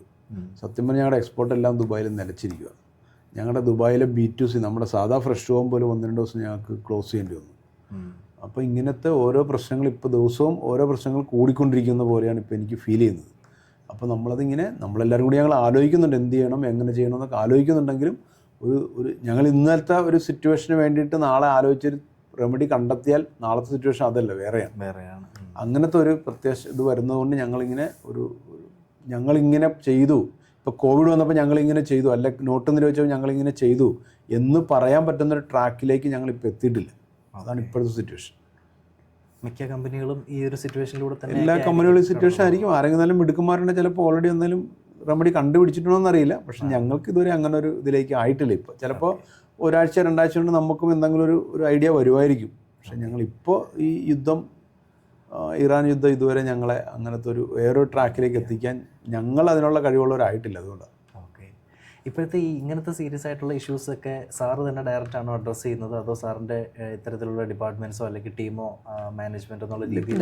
ഞങ്ങൾ കോഫൗണ്ടേഴ്സ് എല്ലാവരും ഞങ്ങളതിനകത്ത് ഇടപെടുന്നുണ്ടെങ്കിലും ഇപ്പോൾ ദുബായിലൊരു ടീമുണ്ട്. അവർ തന്നെ കാര്യങ്ങൾ കണ്ടെത്തും. എന്തെങ്കിലും സംശയങ്ങളുണ്ടെങ്കിൽ നമ്മുടെ ആരുടെങ്കിലും ഒരു അഭിപ്രായം അറിയേണ്ടതുണ്ടെങ്കിൽ അത് അവർ ചോദിക്കും, നമുക്ക് ഇങ്ങനെ ചെയ്താൽ പോരെ, അങ്ങനെ ചെയ്താൽ. അപ്പം നമ്മൾ നമ്മുടെ ഒരു അഭിപ്രായം പറയും. അല്ലെങ്കിൽ അവർ ചെയ്യുന്നത് കണ്ടിട്ട് നമുക്ക് അതല്ലായിരുന്നു, ഇങ്ങനെ ചെയ്താൽ മതിയായിട്ട് നമ്മളൊരാൾക്ക് തോന്നിയാൽ നമ്മൾ അവരോട് പറയും, നിങ്ങൾ ഇങ്ങനെ ചെയ്താൽ പോരായിരുന്നോ എന്ന് ചോദിക്കും. പക്ഷേ എല്ലായിടത്തുമുള്ള ടീമുകളാണ് ഇത് നിയന്ത്രിക്കുന്നത്. അവരാണിതെല്ലാം ആദ്യം ഓൺ ദ സ്പോട്ടിൽ അതിനൊരു പരിഹാരം കണ്ടെത്തുന്നവരാണ്, അതിനൊരു സൊല്യൂഷൻ കൊടുക്കുന്നവരാണ്. അതിൽ നിന്ന് അവർ നമ്മളോട് ചോദിക്കാറുണ്ട്, നമ്മൾ അങ്ങോട്ട് പറയാറുണ്ട്, അതൊക്കെ ശരിയാണ്. പക്ഷേ ആ ഓരോ സ്ഥലത്തുള്ള ടീമാണ് അത് നിയന്ത്രിക്കുന്നത്. ഇപ്പോൾ ലുലു പിന്നെ UAE ഫുഡ് സെക്യൂരിറ്റി റിലേറ്റഡ് ആയിട്ടുള്ള കാര്യങ്ങൾ ഗവൺമെൻറ്റുമായിട്ട് മേക്ക് ഷുവർ ചെയ്യുന്ന രീതിയിലുള്ള കുറേയധികം പുതിയ കാര്യങ്ങളൊക്കെ ഈ വാർ റിലേറ്റഡ് ആയിട്ട് ചെയ്തു എന്നൊക്കെയുള്ള വാർത്തകളൊക്കെ ഇങ്ങനെ വരുന്നുണ്ട്. അപ്പം പിന്നെ ഈ ഒരു ക്രൈസിസിനെ അതിജീവിക്കാൻ വേണ്ടിയിട്ട് വാറ് കേരളത്തിൽ നമ്മളെ ബാധിച്ചു തുടങ്ങി, ഇന്ത്യയിലും ബാധിച്ചു തുടങ്ങി. ഈ പല റെസ്റ്റോറൻറ്റ്സ് ആയിക്കോട്ടെ പല മേഖലകളിൽ നമുക്ക് അഫക്റ്റഡ് ആണ് ഇപ്പം നിലവിൽ. അപ്പം ഈ ഇങ്ങനത്തെ സ്റ്റാർട്ടപ്പുകളുമായിട്ട് ബന്ധപ്പെട്ട് നിൽക്കുന്ന ആളുകൾക്ക് സാറിന് എന്തെങ്കിലും അഡ്വൈസ് കൊടുക്കാനുണ്ടോ? എനിക്ക് തോന്നണേ ഈ സ്റ്റാർട്ടപ്പുകൾ പിള്ളേരെ തലേക്കെല്ലാം പിള്ളേരെ നമ്മുടെ ചെറിയ പിള്ളേരൊന്നുമല്ല. നമ്മൾ ഉദ്ദേശിക്കുന്നതിന് അപ്പുറത്ത്. ഞാൻ എപ്പോഴും പറയും, ഞാൻ കടലിൽ കിടന്ന മീനെയാണ് എടുത്ത് കമ്പ്യൂട്ടർ വിറ്റെങ്കിൽ ആകാശത്ത് നിന്ന് മീനുണ്ടാക്കി വയ്ക്കുന്ന പിള്ളേർ വന്നിട്ടുണ്ട്. നമ്മുടെ പിള്ളേരുടെ ഐഡിയ കേട്ടാൽ നമ്മൾ തന്നെ കണ്ണു തള്ളിപ്പോണ ഐഡിയയുള്ള പിള്ളേരുണ്ട്. ഒരുപക്ഷെ യുദ്ധവും ഇപ്പോൾ വരുന്ന ഈ ക്രൈസിസിനെയും മാനേജ് ചെയ്യാൻ പറ്റുന്ന രീതിയിലുള്ള ഒരു ഐഡിയയുമായിട്ട് ആരെങ്കിലുമൊക്കെ വരാൻ സാധ്യതയുണ്ട്. അതുകൊണ്ട് ഞാൻ കുട്ടികളോട് പറയണത്, നിങ്ങൾ മനസ്സിൽ കാണ്, ഈ ബുദ്ധിമുട്ടുകളൊക്കെ നിങ്ങൾ മനസ്സിൽ കാണ്. എന്നിട്ട് ഇതിനെ ഓവർകം ചെയ്യാൻ പറ്റുന്ന എന്തെങ്കിലും ഒരു ഐഡിയ നിങ്ങളുടെ മനസ്സിൽ വരുവാണെങ്കിൽ ഇറങ്ങാൻ പറ്റിയ സമയമാണ്. എല്ലാ ക്രൈസിസിനകത്തും ഒരവസരമുണ്ട് അല്ലേ? എല്ലാ ബുദ്ധിമുട്ടിനകത്തും എല്ലാത്തിനകത്തും ഒരു അവസരം കിടപ്പുണ്ട്. ഇപ്പോൾ നമ്മൾ കോവിഡ് വന്നപ്പോഴാണ് സൂം മീറ്റിങ്ങിനെ കുറിച്ച് നമ്മൾ അറിഞ്ഞത് അല്ലേ? അല്ലെങ്കിൽ നമ്മൾ അറിയില്ല. പക്ഷെ ഇന്ന് സൂം എവിടെ എത്തിയെന്നറിയാം. എന്ന് പറഞ്ഞത് മാതിരി എല്ലാ ബുദ്ധിമുട്ടുകൾക്കും എല്ലാ ക്രൈസിസിനകത്തും എല്ലാ തടസ്സങ്ങളുടെ ഇടയിലും ഒരു അവസരം എവിടെയോ ഉണ്ട്. അത് നമ്മൾ കണ്ടെത്തിയാൽ മാത്രം മതി. അത് കണ്ടെത്താൻ നമ്മുടെ കുട്ടികൾ ഭയങ്കര മിടുക്കന്മാരും മിടുക്കികളുമാണ്. അതുകൊണ്ട് എനിക്ക് തോന്നുന്നു ഇപ്പോൾ സ്റ്റാർട്ടപ്പിൽ ഇറങ്ങണ യുവത്വത്തോട് പറയാനുള്ളത്, നിങ്ങൾ ഈ ക്രൈസിസ് നിങ്ങളുടെ മുന്നിൽ കണ്ടോ, ഈ സാധനത്തിന് റെമഡി ആയിട്ടുള്ള എന്തെങ്കിലും ഒരു സാധനം, ഒരു സൊല്യൂഷൻ നിങ്ങളുടെ കയ്യിൽ ഉണ്ടെങ്കിൽ ഇത് ഇറങ്ങാൻ പറ്റിയ സമയമാണിത്. ഈ ബിസിനസ് ചെയ്യുന്ന ആളുകൾക്ക് ഭയങ്കര ഒരു മോട്ടിവേഷനാണ് സാറിൻ്റെ ഫേസ് കാണുമ്പോൾ തന്നെ ഏത് പ്രോബ്ലത്തിൽ കൂടെ കടന്നു പോകുന്നവരാണെങ്കിലും ഓക്കെ, എന്തോ ഒരു സൊല്യൂഷൻ ഉണ്ടെന്നുള്ളൊരു ചിന്തയിലാണ് സാറിനെ കാണുന്നത്, സാറിനെ കേൾക്കുന്നത്. അപ്പം പിന്നെ സാറിൻ്റെ ഈ ഒരു യാത്രയിൽ ഫ്രഷ് ടു ഹോമിൻ്റെ ഒരു ടേണിംഗ് പോയിന്റ് എന്ന് പറയാൻ പറ്റുന്ന രീതിയിലുള്ള എന്തെങ്കിലും ഇൻസിഡൻസ്, ഒരു 2-3 ഇൻസിഡൻസ് എങ്കിലും സാറിന് പറയാൻ പറ്റുമോ? ഷാൻ സാറ് വന്നത് സാറിൻ്റെ ഒരു ടേണിംഗ് പോയിന്റ് ആണെന്ന് പറയാം. പിന്നെ എന്തൊക്കെയായിരുന്നു സാറ് ജോലി റിസൈൻ ചെയ്ത് ഇറങ്ങിയത് അല്ലേ? സാറ് ഞാൻ ജോലി വിട്ടിട്ടാണ് ബിസിനസ് തുടങ്ങുന്നത്. അതൊരു ടേണിംഗ് പോയിന്റ് ആയിരുന്നു. പ്രധാനപ്പെട്ട ഡിസിഷൻസ് എന്തൊക്കെയായിരുന്നു സാർ ഈ ബിസിനസ്സിനെ ഈ ലെവലിലേക്ക് എത്തിക്കാൻ വേണ്ടിയിട്ട് തിരിഞ്ഞു നോക്കുമ്പോൾ? കുറേ ഇപ്പം ഞാൻ മോട്ടിവേഷൻ എന്ന് പറഞ്ഞില്ലേ, ഞാനൊരു മോട്ടിവേഷൻ സ്പീക്കറൊന്നുമല്ല, ഞാനൊരു MBA കാരനല്ല, ഞാനൊരു പ്രൊഫസറും അല്ല. ഞാൻ നിങ്ങളോട് പറയുന്ന, അല്ലെ എന്നോട് ചോദിക്കുന്നതോട് ഞാൻ പറയുന്നത്, ഞാൻ ഈ കഴിഞ്ഞ 39 വർഷം 40 വർഷം ആകുന്നു, ഈ 40 വർഷക്കാലം ഞാൻ കടന്നു പോകുന്ന വഴികളിലൂടെ ഞാൻ അനുഭവിച്ച ഒത്തിരി വിഷമങ്ങളുണ്ട്. അതിനെയൊക്കെ എങ്ങനെയാണ് ഓവർകം ചെയ്തത്, അതിൽ നിന്നൊക്കെ എങ്ങനെയാണ് നമ്മൾ ഊരിപ്പോകുന്നത്, അല്ല ഞാൻ ചെയ്ത പല കാര്യങ്ങളും എങ്ങനെയാണ് വിജയിക്കാനുണ്ടായത്, ഞാൻ ചെയ്ത പലതും എന്തുകൊണ്ട് പരാജയപ്പെട്ടു പോയി എന്നൊക്കെ ഞാൻ തന്നെ കണ്ടെത്തിയ കാര്യങ്ങളാണ് ഞാൻ നിങ്ങളോട് പറയുന്നത്. അതുകൊണ്ടൊരു പുസ്തകത്തിലുള്ളതോ അല്ലെങ്കിൽ ആരെങ്കിലും പഠിപ്പിച്ചതൊന്നുമല്ല. ഞാൻ എൻ്റെ ജീവിതത്തിൽ നിന്ന് അനുഭവിച്ച കാര്യങ്ങൾ പറയുമ്പോൾ ഉണ്ടാകുന്ന ഒരു പുസ്തകം പഠിച്ചെടുക്കുന്നതിനേക്കാൾ കൂടുതലുള്ളൊരു കുറച്ചുകൂടി സത്യസന്ധമായൊരു സാധനം വരുന്നതുകൊണ്ടായിരിക്കാം ഒരുപക്ഷെ എന്നെ അങ്ങനെ ആൾക്കാർ കാണുന്നത്. അതുകൊണ്ട് ഞാനൊരിക്കലും പുറത്തുനിന്ന് എടുത്തതോ ആരെങ്കിലും പറഞ്ഞത് കേട്ടതോ അല്ല ഞാൻ പറയുന്നത്, ഞാൻ വായിച്ചറിഞ്ഞതോ അല്ല ഞാൻ പറയുന്നത്. എൻ്റെ ജീവിതത്തിലൂടെ കടന്നുപോയപ്പോൾ ഞാൻ അനുഭവിച്ച, ഞാൻ അറിഞ്ഞ കുറേ കാര്യങ്ങൾ നിങ്ങളോട് പങ്കുവയ്ക്കുകയാണ്. അങ്ങനെ പങ്കുവെക്കുന്നത് എന്തുകൊണ്ടെന്ന് പറഞ്ഞാൽ എൻ്റെ മനസ്സിൽ ഞാൻ പറഞ്ഞില്ല, എനിക്ക് എപ്പോഴും വളരെ വിഷമം ഉണ്ടാക്കുന്ന കാര്യമാണ്. ഒരു ഇന്ത്യ എന്ന മഹാരാജ്യമാണ് ഇല്ലേ, ഇവിടെ ഇത്രയും വലിയൊരു മാർക്കറ്റുള്ള മഹാരാജ്യത്തെ നമ്മൾ ഉപയോഗിക്കുന്നേ ഇല്ല. ഈ രാജ്യത്തെ മറ്റ് രാജ്യക്കാരും മറ്റ് സംസ്ഥാനക്കാരും ഇവിടെ വന്നിങ്ങനെ ഉപയോഗിച്ചുകൊണ്ടേ ഇരിക്കുവാണ് നമ്മളിൽ നിന്ന്. അവർ നമ്മുടെ അധ്വാനത്തിൻ്റെ നല്ലൊരു ശതമാനം പൈസ കൈപ്പറ്റി അവർ തിരിച്ചവരുടെ നാടുകളിലേക്ക് പോവുകയാണ്. ഇപ്പം ഞാൻ കിട്ടിയിരിക്കുന്ന ആപ്പിളാണ്, ഇത് ഞാൻ വാങ്ങിയപ്പോൾ ആ പൈസ എങ്ങോട്ടാണ് പോയത്?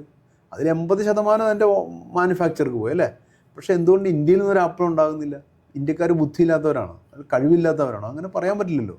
അപ്പം ഞാൻ എപ്പോഴും ആലോചിക്കും, അതിപ്പോൾ എൻ്റെ തലമുറയുടെ തെറ്റാണത് അല്ല, ഞങ്ങളുടെ ഒരു കഴിവില്ലായ്മയാണെന്ന് വേണമെങ്കിൽ പറയാം. പക്ഷെ അതിനെ നിങ്ങളെങ്കിലും മറികടക്കണം എന്നാണ് ഞാൻ ഇവരോട് പറയുന്നത്. ഞങ്ങളുടെ തലമുറ വരെ ചെയ്ത ഈ കഴിവില്ലായ്മ അല്ല ഞങ്ങളുടെ ഒരു തെറ്റ്, ഞങ്ങളുടെ ഒരു കുറ്റം നിങ്ങളായിട്ടെങ്കിലും മാറ്റിയെടുക്കണം. ഈ മാർക്കറ്റിനെ നമ്മൾ തന്നെ ഉപയോഗിക്കണം എന്ന് ഞാൻ ഇപ്പോഴും ഇവരോട് പറയുന്നത്. ഞാൻ അതുകൊണ്ട് എൻ്റെ ഇപ്പോൾ എവിടെ സംസാരിച്ചാലും ഞാനിത് പറയുന്നതുകൊണ്ട് ആൾക്കാർക്കെല്ലാം മടുത്തുകയാണ്. ചിലപ്പോൾ എത്ര മടുത്താലും ഞാൻ പറഞ്ഞുകൊണ്ടിരിക്കും. 140 കോടി ജനങ്ങളുടെ ഒരു മാർക്കറ്റാണ്. ഈ മാർക്കറ്റിൻ്റെ ഒപ്പം നമുക്ക് എത്ര 33 യൂറോപ്യൻ രാജ്യങ്ങൾ ചേരണം, 4 അമേരിക്ക ഉണ്ടായാലേ നമ്മുടെ മാർക്കറ്റിൻ്റെ ഒപ്പം എത്തുള്ളൂ. പക്ഷേ നമ്മുടെ മാർക്കറ്റിൽ ഈ പറഞ്ഞ ആൾക്കാരൊക്കെ സാധനം വിറ്റ് മാറ്റിക്കൊണ്ടിരിക്കുകയാണ്. പ്രത്യേകിച്ച് നമ്മുടെ സംസ്ഥാനത്താണെങ്കിൽ മുഴുവൻ ഏതെങ്കിലും മറ്റ് സംസ്ഥാനങ്ങളിൽ നിന്നും മറ്റ് രാജ്യങ്ങളിലുള്ള സാധനങ്ങൾ വിറ്റ് മാറ്റുന്നൊരു മാർക്കറ്റാണത്. അപ്പോൾ അതിൻ്റെ 70% 80% പണവും അത് ഉണ്ടാക്കിയ സ്ഥലത്തേക്ക് പോകും. ബാക്കി 30% നമ്മുടെ നാട്ടിൽ കിടന്ന് കറങ്ങണത്. പണ്ട് ഈ 30% നമ്മുടെ നാട്ടിൽ തന്നെ കിടക്കും. ഇപ്പോൾ അതിലൊരു 10% എങ്ങോട്ട് പോകും? നോർത്ത് ഇന്ത്യയിലേക്ക് പോകും. പണിക്കാർ മുഴുവൻ അവിടെയാണ്. അവന്മാരെല്ലാം ഇവിടുന്ന് 10% പൈസ അങ്ങോട്ട് കൊണ്ടുപോകും. ബാക്കി 20% പണമാണ് നമ്മുടെ നാട്ടിൽ കിടന്ന് കറങ്ങുന്നുള്ളൂ. ഞാനതുകൊണ്ടാണ് പറഞ്ഞത്, ഇത് ഇവിടെ സാധനങ്ങളെ വിറ്റ് മാറ്റാനുള്ള മാർക്കറ്റ് ആകാതെ സാധനങ്ങൾ ഉൽപ്പാദിപ്പിച്ചിട്ട് നമുക്കിവിടെ വിൽക്കാൻ പറ്റുന്ന ഒരു മാർക്കറ്റ് നമ്മുടെ ഉണ്ടല്ലോ. നമ്മുടെ സംസ്ഥാനത്ത് ഉൽപ്പാദിപ്പിക്കുന്ന രാജ്യത്ത് ഒരു സാധനത്തെ വിറ്റ് മാറ്റാനുള്ള മാർക്കറ്റ് നമ്മുടെ രാജ്യത്ത് തന്നെ ഉണ്ട്. അപ്പോൾ അതുകൊണ്ട് നമ്മൾ മാനുഫാക്ചറിങ് ഇൻഡസ്ട്രികളെ നമ്മൾ പ്രോത്സാഹിപ്പിക്കണം. എങ്കിൽ മാത്രമേ നമ്മുടെ രാജ്യം ഈ പറയുന്ന കടക്കണികളിൽ നിന്ന് നമ്മുടെ സംസ്ഥാനം പ്രത്യേകിച്ച് കരകയറും. നമ്മുടെ സമ്പദ് വ്യവസ്ഥ എങ്ങനെയാണത് കൊണ്ടുപോകണം? നമ്മുടെ രാജ്യത്തെ സാധാരണക്കാരൻ്റെ ഏറ്റവും താഴെത്തട്ടിലുള്ളവൻ്റെ കയ്യിൽ പോലും ദിനം പ്രതി മറിഞ്ഞുകൊണ്ടിരിക്കുന്ന പണത്തിൻ്റെ വ്യാപ്തി കൂടുതലാണെങ്കിൽ സ്വാഭാവികമായും അവൻ്റെ ജീവിത നിലവാരവും മുതലോട്ട് വരും. അപ്പോൾ അങ്ങനെ വരണമെങ്കിൽ എന്ത് ചെയ്യണം? ഇപ്പം നമ്മളിവിടെ ഒരു ഒന്നും വേണ്ട, ഒരു പാക്കിംഗ് മെറ്റീരിയൽ ഉണ്ടാക്കുന്ന ഒരു കമ്പനി തുടങ്ങിയെന്ന് വെച്ചു. ആ പാക്കിംഗ് മെറ്റീരിയൽ ഉണ്ടാക്കുന്ന അവിടെ മുതൽ നോക്കിക്കോ, ഏത് തലങ്ങൾ വരെ അതിൻ്റെ പൈസ പോകും. അവിടെ വണ്ടി ഓടിച്ചു വരുന്ന ഡ്രൈവർ, അവിടെ വണ്ടിക്ക് ആ ഡീസൽ അടിച്ച പെട്രോൾ പമ്പ്, അവിടുത്തെ തൊഴിലാളികൾ, അത് കഴിഞ്ഞാൽ അവിടെ കമ്പനിയിൽ പാക്കിംഗ് മെറ്റീരിയൽ ഉണ്ടാക്കാൻ നിൽക്കുന്ന ജോലിക്കാർ. ഇന്ന് ജോലിക്കാരൻ നമ്മുടെ ആൾക്കാരല്ലെന്നേ, മനസ്സിലായി? അങ്ങനെയുള്ള എല്ലാ മേഖലകളിലെയും മുഴുവൻ പൈസയും നമ്മുടെ മേഖലകളിൽ തന്നെ കിടന്ന് കറങ്ങിയാലേ നമുക്കിത് രക്ഷപ്പെടുത്താൻ പറ്റുള്ളൂ. അപ്പോൾ അതുകൊണ്ട് നമുക്ക് എപ്പോഴും ഒരു മാനുഫാക്ചറിങ് ഇൻഡസ്ട്രികളെ ഇനി നമ്മളിവിടെ പ്രോത്സാഹിപ്പിക്കണം. അങ്ങനത്തെ ഒരു പ്രോത്സാഹനം ഉണ്ടെങ്കിൽ മാത്രമേ നമ്മുടെ നാടിന് നമ്മുടെ സാമ്പത്തികമായി ഇപ്പോഴത്തെ ക്രൈസിസിൽ നമുക്ക് രക്ഷപ്പെടാൻ പറ്റൂ. അല്ലെങ്കിൽ നമ്മളിങ്ങനെ കടം മേടിച്ചുകൊണ്ടിരിക്കും. കടം മേടിച്ചുകൊണ്ട് കുറച്ച് വികസന പ്രവർത്തനം നടത്തും. പക്ഷേ റോൾ ചെയ്ത് ഇവിടെ പണമില്ല, റോൾ ചെയ്യാൻ പറ്റാതെ നമ്മൾ പല രാജ്യത്തും നമ്മൾക്ക് ഇങ്ങോട്ട് പൈസ വരുന്നുണ്ട്. ആ പണം എങ്ങോട്ട് പോകുന്നു? നമ്മളിതുപോലെ അത് ഏറെ ആർക്കെങ്കിലൊക്കെ അയച്ചു കൊടുത്തുകൊണ്ടിരിക്കുകയാണ്. അപ്പോൾ അതുകൊണ്ട് നമ്മളൊരു മാനുഫാക്ചറിങ് ഇൻഡസ്ട്രികളെ നമ്മളിവിടെ പ്രോത്സാഹിപ്പിക്കുകയാണ്. സാർ, ഈ നമ്മൾ ഇപ്പോൾ മില്യണേഴ്സ് കേരള ഒരു പ്രോഗ്രാം ഹോസ്റ്റ് ചെയ്യുന്നുണ്ട്. സംരംഭകത്വത്തിലേക്ക് പുതിയതായിട്ട് വരുന്ന ആളുകൾ, സ്റ്റാർട്ടപ്പിലേക്ക് വരുന്ന ആളുകൾക്ക് വേണ്ടിയിട്ടുള്ള ഗൈഡ് ലൈൻസ് എന്നുള്ള രീതിയിലാണ് ഈ പ്രോഗ്രാം ഹോസ്റ്റ് ചെയ്യുന്നത്. അപ്പോൾ അതിൽ ബിസിനസ് കൺസൾട്ടൻ്റ് എന്നുള്ള രീതിയിലൊരു സെഷൻ ഞാനും എടുത്തിട്ടുണ്ടായിരുന്നു. അപ്പോൾ ആക്ച്വലി ഞാൻ അതിന് വേണ്ടിയിട്ട് സെഷൻ എടുക്കാൻ നേരത്തെ ഞാൻ കൺഫ്യൂസ്ഡ് ആയിരുന്നു. ഏതാണ് ബിസിനസ്സുകാർ ഏറ്റവും കൂടുതൽ സെയിൽസ് ഇമ്പോർട്ടൻ്റ് ആണ്, മാർക്കറ്റിംഗ് ഇമ്പോർട്ടൻ്റ് ആണ്, ഫിനാൻസ് ഇമ്പോർട്ടൻ്റ് ആണ്, പിന്നെ ടീം മാനേജ്മെൻറ്റ് ഇമ്പോർട്ടൻ്റ് ആണ്, എല്ലാ ഡിപ്പാർട്ട്മെൻറ്റും ഒരു കാറിൻ്റെ 4 ടയർ പോലെ ഇമ്പോർട്ടൻ്റ് ആണ്. അപ്പം പിന്നെ ബിസിനസ്സുകാർക്ക് എന്നാൽ കുറച്ച് സ്കിൽസ് നിർബന്ധമായിട്ടും വേണം. കമ്മ്യൂണിക്കേഷൻ സ്കില്ല് നിർബന്ധമായിട്ടും, നമ്മുടെ മാർക്കറ്റ് ചെയ്യാനോ നമ്മുടെ ടീമിനെ പിടിച്ചു നിർത്താനോ നമ്മുടെ ആശയം പങ്കുവയ്ക്കാനോ കമ്മ്യൂണിക്കേഷൻ സ്കില്ല് വേണം. ഫിനാൻസ് അനലൈസ് ചെയ്യാനുള്ള സ്കില്ല് വേണം. എന്തായാലും കുറച്ച് സ്കിൽസ് ഓൺടർപ്രണേഴ്സിന് നിർബന്ധമായിട്ടും വേണം. അപ്പോൾ അത്തരത്തിൽ ഇവരുടെ സ്കിൽസ് ഡെവലപ്പ് ചെയ്യാൻ വേണ്ടിയിട്ട് അവർ എന്തൊക്കെ കാര്യങ്ങൾ ചെയ്യണം, എന്തൊക്കെ സ്കില്ലുകൾ സാറിൻ്റെ അഭിപ്രായത്തിൽ നിർബന്ധമായിട്ടും ഓൺടർപ്രണേഴ്സിന് വേണം? എനിക്ക് തോന്നുന്നു ഏറ്റവും ആദ്യം നമ്മൾ വേണ്ടതേ, ഏറ്റവും കൂടുതൽ എല്ലാത്തിനും പ്രാധാന്യമാണ് എനിക്ക് തോന്നിയിട്ടുള്ളത്, ഇത്തിരി ബുദ്ധിമുട്ടും എന്നാൽ അതില്ലെങ്കിൽ മുന്നോട്ട് പോകാൻ പറ്റാത്ത സെയിൽസാണ്. ഒരു പ്രൊഡക്റ്റ് ആയാലും സർവീസ് ആയാലും നമ്മൾ സെയിൽസ് ചെയ്യാൻ നമ്മൾ പഠിച്ചിരിക്കണം. സെയിൽസ് ഇല്ലാതെ, സെയിൽസ് കൂടുന്നതനുസരിച്ച് നമ്മൾ പുറകോട്ട് കാര്യങ്ങൾ നമുക്ക് സെറ്റ് ചെയ്യാം. സെയിൽസ് ഇല്ലാതെ ഇപ്പം ഒരു ചെറിയ ഉദാഹരണം പറഞ്ഞാൽ ഞങ്ങളുടെയൊക്കെ നാട്ടിൽ, ഞാൻ ചേർത്തലക്കാരനാണ്. ഞങ്ങളുടെ പള്ളിപ്പുറം എന്ന ഗ്രാമത്തിൽ ഈ പാടത്ത് വെള്ളരി നടന്ന ആൾക്കാരുണ്ട്. വെള്ളരിക്കാൻ നടും പാടത്ത്. നെല്ല് കൊയ്ത് കഴിഞ്ഞിട്ട് ആ പാടത്ത് ചെറിയ തടയെടുത്ത് വെള്ളരിക്കാണ്. ഈ പാവങ്ങൾ വെള്ളം കോരിക്കൊണ്ടുവന്ന് ഒഴിച്ചിട്ടാണ് ഈ വെള്ളരി വലുതാകുന്നത്. അങ്ങനെ വെള്ളരിക്ക ഉണ്ടായി കഴിയുമ്പോൾ ആദ്യത്തെ ദിവസങ്ങളിലൊക്കെ അവർ തന്നെ വെട്ടി ആ പാടത്തിൻ്റെ സൈഡിലിരിക്കുമ്പോൾ അതിലെ കൂടി പോകുന്ന വണ്ടിക്കാരൊക്കെ സാധനം മേടിച്ച് തീർക്കും. 2-3 ദിവസം കഴിയുമ്പോൾ അവരെന്ത് ചെയ്യും? ഈ സാധനം ചേർത്തല ഞങ്ങളുടെ മാർക്കറ്റിൽ കൊടുത്ത് കുറേ കടകളിലേക്ക് കൊടുക്കും. ഇത് അവർ മാത്രമല്ല, പല സ്ഥലത്തും ഈ മാർക്കറ്റിൽ വരും. 2-3 ദിവസം കഴിയുമ്പോൾ അവിടെയോ അത് വേണ്ടാതെയോ. ഒടുവിൽ നമ്മൾ ഒരു മാസം കഴിഞ്ഞ് പോകാൻ കാണാം, ആ വെള്ളരി വിറ്റ പാടത്തിൻ്റെ സൈഡിൽ ഈ വെള്ളരി ചീഞ്ഞ് കിടക്കണം പലതും. അതായത് നമ്മൾ ഉൽപ്പാദിപ്പിക്കുന്നുണ്ട്, പക്ഷേ അതിനെ നമ്മൾക്ക് മുഴുവനായി വിപണിയിൽ കണ്ടെത്താൻ പറ്റുന്നില്ല. അപ്പോൾ വിപണി കണ്ടെത്തുക എന്നതൊരു വലിയ പ്രസ്ഥാനമാണ്. വിപണി നമ്മളൊരു പ്രൊഡക്റ്റ് തുടങ്ങുന്നതിന് മുമ്പ്, ഒരു കമ്പനി സ്റ്റാർട്ട് ചെയ്യുന്നതിന് മുമ്പ്, ഒരു മാനുഫാക്ചറിങ് കമ്പനിയാണെങ്കിൽ അതിൻ്റെ വിപണി എവിടെയാണെന്ന് നമ്മൾ ഐഡൻറ്റിഫൈ ചെയ്തിരിക്കണം. അതിനുള്ള സെറ്റപ്പ് നമ്മൾ ഉണ്ടാക്കിയിട്ട് വേണം ആ കമ്പനിയുടെ കപ്പാസിറ്റി പോലും ഡിസൈൻ ചെയ്യാമെന്നാണ് എൻ്റെ പക്ഷം. ഞാനെപ്പോഴും തീപ്പെട്ടിയുടെ കഥ പറയുന്നത്, 1000 തീപ്പെട്ടി ഉണ്ടാക്കാൻ ചിലപ്പോൾ ഈസി ആയിരിക്കാം, പക്ഷേ 1000 തീപ്പെട്ടി വിൽക്കാൻ നമ്മളെ കൊണ്ട് പറ്റുമെന്നാണ് നമ്മൾ പ്രധാന വിഷയം. അത് ആ വിൽപ്പന എന്ന് പറയുന്നത് ഒരു കലയാണ്. ആ കലയിൽ പ്രാവീണ്യമുള്ളവരെ, അതിൽ പ്രാഗൽഭ്യമുള്ളവരെ നമ്മൾ കണ്ടെത്തിയിരിക്കുന്ന ഒരു പ്രസ്ഥാനം തുടങ്ങുമ്പോൾ വിപണനം ഒരു വലിയ സാധനമാണ്. പണ്ടൊക്കെ നമ്മൾ പറയുമായിരുന്നു വിത്ത് മുതൽ വിളവ് വരെ, പക്ഷെ ഇപ്പോൾ പറയുന്നത് നേരെ തിരിച്ചാണ്, വിത്ത് മുതൽ വിപണി വരെയാണ്. വിപണി എന്ന് പറയുന്ന സാധനം വളരെ വലുതാണ്. അത് ഇന്ത്യ എന്ന മാർക്കറ്റിൽ വലിയ വിപണി ഉണ്ട്, എല്ലാത്തിനും സെയിൽ നടക്കാനുള്ള എല്ലാ സാധ്യത ഇവിടെ ഉണ്ട്, എല്ലാ സാഹചര്യമുണ്ട്, അതിനുള്ള മാർക്കറ്റും ഉണ്ട് ഇവിടെ. അപ്പോൾ നമ്മളുടെ ഏത് പ്രൊഡക്റ്റായാലും സർവീസായാലും വിൽക്കുന്നത് എവിടെയാണ്, എത്ര വിൽക്കാൻ പറ്റുമെന്ന് കണ്ടിട്ട് വേണം നമ്മൾ പുറകോട്ട് കാര്യങ്ങൾ സെറ്റ് ചെയ്യാനായിട്ട്. ഓക്കെ, സാറിൻ്റെ ഒരു മുന്നോട്ടുള്ള ഒരു 2 വലിയ ലക്ഷ്യങ്ങൾ ഒന്ന് പങ്കുവെച്ചാൽ അതൊരു ഇൻസ്പിറേഷൻ ആയിരിക്കും എല്ലാവർക്കും. ഇറാൻ യുദ്ധം നിൽക്കുന്നതുകൊണ്ട് സ്വപ്നങ്ങൾ കാണാൻ പറ്റുമെന്ന് പോലും ഞങ്ങൾക്ക് അറിയില്ലാത്ത അവസ്ഥയിലാണ് ഇപ്പോഴത്തെ കാര്യങ്ങൾ പോകുന്നത്. എങ്കിലും എൻ്റെ ഏറ്റവും വലിയ സ്വപ്നത്തിലൊന്ന് ഫ്രഷ് ടു ഹോം ലോകത്തറിയപ്പെടുന്നൊരു വലിയ, എല്ലാ രാജ്യങ്ങളിലുള്ള ഒരു വലിയ ഓൺലൈൻ മാർക്കറ്റായി മാറണമെന്നാണ്, ഓൺലൈൻ ഫ്രഷ് മാർക്കറ്റായി മാറണമെന്നാണ് എൻ്റെ ഏറ്റവും വലിയ സ്വപ്നം. എല്ലാ പ്രൊഡക്ട്സും. ഓക്കെ, അപ്പോൾ അതാണ് എൻ്റെ ഒരു അൾട്ടിമേറ്റ് എയിം എന്ന് പറയുന്നത്. അതിലേക്ക് എത്താൻ ഒത്തിരി കടമ്പകളുണ്ട്, ഒത്തിരി കമ്പനികൾ, കോമ്പറ്റീറ്റേഴ്സ് ഉണ്ട്, ഇതെല്ലാം ഉണ്ട്. പക്ഷെ എന്നാലും നമുക്ക് അങ്ങനെ എത്താൻ പറ്റണം. അങ്ങനെ എത്തുന്ന കൂട്ടത്തിൽ എല്ലാ രാജ്യത്തും ഈ കേരളത്തിൻ്റെതായ ഒരു പ്രൊഡക്റ്റെങ്കിലും ഉണ്ടാവണം എന്നത് നമ്മുടെ ഒരു സ്വപ്നമാണ്. ഏത് കോർണറിലും കിട്ടുന്ന ഒരു പ്രൊഡക്റ്റെങ്കിലും നമ്മുടെ കൊച്ചു കേരളത്തിൽ നിന്ന് എത്തണം. ഇന്ന് നമുക്ക് ലോകത്തിൻ്റെ എവിടെ പോയാലും എല്ലായിടത്തും കിട്ടും പല പ്രൊഡക്റ്റുകൾ, അല്ലേ? മക്ഡൊണാൾഡ്സ്, KFC, കൊക്കക്കോള, പെപ്സി തുടങ്ങിയ ഏത് രാജ്യത്ത് എവിടെ ചെന്നാലും നമുക്ക് കിട്ടും. പക്ഷെ നമ്മുടെ നാട്ടിൽ നിന്ന് അങ്ങനെ പറയാനൊരു സാധനം എൻ്റെ അറിവിലില്ല. ഇനി നിങ്ങൾക്ക് അറിയുമെന്ന് അറിയുന്നില്ല. അതുപോലെ എന്തെങ്കിലും ഒരു സാധനം, അറ്റ്ലീസ്റ്റ് നമ്മൾ പറഞ്ഞ മീനായാലും മതി, എന്തെങ്കിലും ഒരു സാധനം ലോകത്തിൻ്റെ എല്ലാ മൂലയിലും കിട്ടുന്നൊരു സാധനത്തിനെ നമ്മുടെ നാട്ടിൽ നിന്ന് കൊണ്ടുവരണം എന്നതാണ് എൻ്റെ ഏറ്റവും വലിയൊരു ആഗ്രഹം. ഞാൻ ഫ്രഷ് ടു ഹോമിൻ്റെ ആയിട്ട് പറയില്ല, എൻ്റെ പേഴ്സണലല്ല. അതിന് ഫ്രഷ് ടു ഹോമിലൂടെയുള്ള സെയിൽസ് അതിനെ ചിലപ്പോൾ ഭയങ്കരമായിട്ട് സഹായിച്ചെന്നിരിക്കും. ഓക്കെ, ചിലപ്പോൾ നമ്മൾ കൊണ്ട് നടക്കാത്തത് നമ്മുടെ അടുത്ത തലമുറ എന്തായാലും ചെയ്യുമെന്ന് കാര്യത്തിൽ സംശയമില്ല. സ്റ്റാർട്ടപ്പുകാരെ ഒരുപാട് സപ്പോർട്ട് ചെയ്യുന്നുണ്ടല്ലേ? ഉണ്ട്. കുട്ടികൾ അവരെ നമ്മളെല്ലാവരും കുഞ്ഞുങ്ങൾ ശരിയല്ല, അവർ ചെയ്യണത് ശരിയല്ല, അവർ പണ്ടത്തെ പോലെയാണ്, പണ്ട് നമ്മളെന്തോരം കഷ്ടപ്പെടുമായിരുന്നു, ഇതാണെന്ന് പറഞ്ഞ് കുട്ടികൾ അങ്ങനെ കഷ്ടപ്പെടുന്ന കാര്യമില്ലല്ലോ. എന്തിനാണ് കഷ്ടപ്പെടുന്നത്? നമ്മുടെ മാതാപിതാക്കൾ പറഞ്ഞാൽ ഞാൻ എന്തോരം കഷ്ടപ്പെട്ട് എത്ര കിലോമീറ്റർ നടന്നാണ് സ്കൂളിൽ പോയതെന്നൊക്കെ പറഞ്ഞേക്കാം. എന്തിനാണ് ഇപ്പോൾ അവർക്ക് വണ്ടിയും കാര്യങ്ങളും അവർ നടക്കണമെന്നുണ്ടോ? അവരെന്തിനാണ് നടക്കുന്നത്? നിങ്ങളുടെ കാലത്ത് വണ്ടി ഇല്ലായിരുന്നു എന്നത് അവരുടെ കുറ്റം കൊണ്ടാണ്. മൊബൈൽ എടുക്കണ പിള്ളേരെ നമ്മൾ എപ്പോഴും കുറ്റം പറയും. നിങ്ങളുടെ കാലത്ത് മൊബൈൽ ഇല്ലായിരുന്നു എന്നത് കുട്ടികളുടെ കുഴപ്പമാണ്. നിങ്ങളുടെ കാലത്ത് മൊബൈൽ ഉണ്ടായിരുന്നെങ്കിൽ നിങ്ങൾ തൊടി പോലും ഇല്ലായിരുന്നു, ഇല്ലേ? അതില്ലായിരുന്നല്ലോ നിങ്ങൾക്ക്, അതുകൊണ്ടല്ലേ നിങ്ങൾ തൊടാതിരുന്നത്, അതുകൊണ്ടല്ലേ നിങ്ങൾ കിലോമീറ്റർ നടന്ന് സ്കൂളിൽ പോയത്, അതുകൊണ്ടല്ലേ നിങ്ങൾ പട്ടിണി കിടന്നത്. അവരുടെ കാലത്ത് അങ്ങനത്തെ പട്ടിണി ആവശ്യമില്ല, അവർക്കെല്ലാം ചോറ് കിട്ടുന്നുണ്ടെന്നേ, ആഹാരമുണ്ട്, അവർ പട്ടിണി കിടക്കേണ്ട കാര്യമുണ്ടായി. അതുകൊണ്ട് നമ്മളാകാനല്ല അവരെ ശ്രമിക്കേണ്ടത്, അവരെ ഈ ലോകത്തിൻ്റെ ഇന്നത്തെ മാറ്റത്തിനനുസരിച്ചുള്ള മക്കളാകാനാണ് നമ്മൾ വളർത്തേണ്ടത്. അല്ലാതെ അവർ പുറകോട്ട് നടക്കാൻ നമ്മൾ ഒരിക്കലും ഉപദേശിക്കരുത്. ഞങ്ങൾ ഒരു നേരത്തെ ആഹാരം കഴിച്ചിട്ടില്ല വയറ് നിറച്ച്, അപ്പോൾ കുട്ടികൾ എന്ത് ചെയ്യണം? ഒരു നേരം ആഹാരം കഴിക്കാതിരിക്കണം. ഞങ്ങൾ മൊബൈലൊന്നും ഉപയോഗിച്ചില്ല, നിങ്ങളുടെ കാലത്ത് മൊബൈൽ ഇല്ലാഞ്ഞല്ലോ. ഞങ്ങൾ സ്കൂളിൽ പോയത് ബസ്സേ കയറിയല്ല, ഞങ്ങൾ നടന്നവന് കുട്ടികൾ എന്ത് ചെയ്താൽ അവർക്ക് ബസ്സുണ്ടെന്നേ, അവർ പൊക്കോളും. അതുകൊണ്ട് അവരെ നമ്മൾ ഉപദേശിച്ച് പുറകോട്ട് നടത്തരുത്, മറിച്ച് നമ്മൾ അവരുടെ ഇന്നത്തെ ലോകത്തിനനുസരിച്ച് ഒപ്പം നടക്കുക, അല്ലെങ്കിൽ അതിന് മുന്നേ നടക്കാൻ അവർ പഠിപ്പിക്കുക.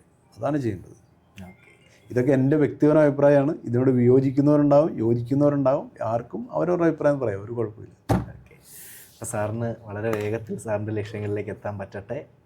ഇത് കാണുന്നവർക്കും കൂടുതൽ പ്രചോദനം സാറിൻ്റെ വാക്കുകളിൽ നിന്ന് കിട്ടട്ടെ. Thank you so much.